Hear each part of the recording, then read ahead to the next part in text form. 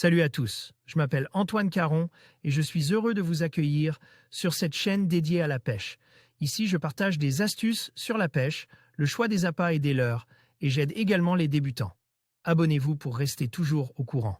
Et maintenant, passons au sujet du jour. L'automne, une bonne saison pour la pêche pendant l'hiver. Dès que les eaux se refroidissent, le silure devient de moins en moins actif et il devient compliqué de le pêcher au leurre.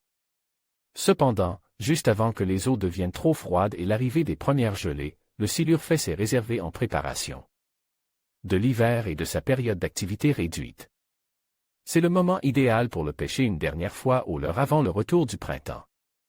Même si le silure se nourrit davantage à l'approche de l'hiver, ceci ne signifie pas que les poissons sont faciles à capturer, bien au contraire. En effet, pendant cette période, ils sont sélectifs et se focalisent sur un type de proie précis.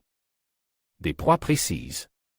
En Loire, par exemple, ils se focalisent sur les mulets, les anguilles et les lamproies, qui sont des poissons avec une chair grasse. Le fait qu'ils recherchent un certain type de proie fait qu'on les retrouve sur des postes précis, et il n'est pas rare d'y voir de grands rassemblements tout au long de la journée. Sur des endroits précis.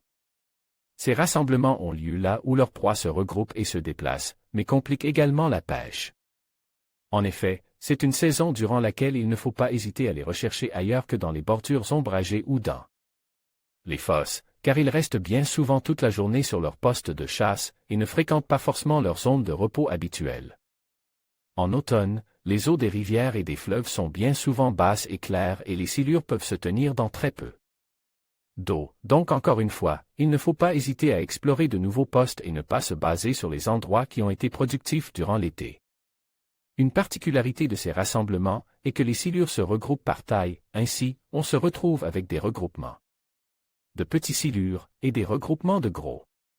Peu importe la taille des poissons visés, je recommande grandement de limiter sa pêche à un poisson par jour et environ 15 minutes par poste, pour ne pas les éduquer, ni les laisser assimiler le leurre comme un danger. Si l'on est au bon endroit avec le bon leurre, la touche a lieu lors des premiers lancers, donc il ne vaut mieux pas insister pour se garantir des prises régulières. En ce qui concerne les leurres à utiliser, ce qui fonctionne l'été fonctionne aussi en automne, comme les leurres souples de type shad ou virgule. Cependant, une récupération lente en linéaire semble plus efficace qu'une animation en dents de scie, que l'on réserve plutôt pour l'été.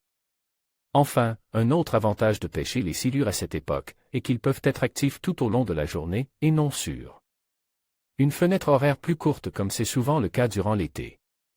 Cependant, la météo a tout de même une influence sur leur activité et il vaut mieux privilégier de les chercher durant une après-midi ensoleillée, plutôt que le matin après une nuit froide.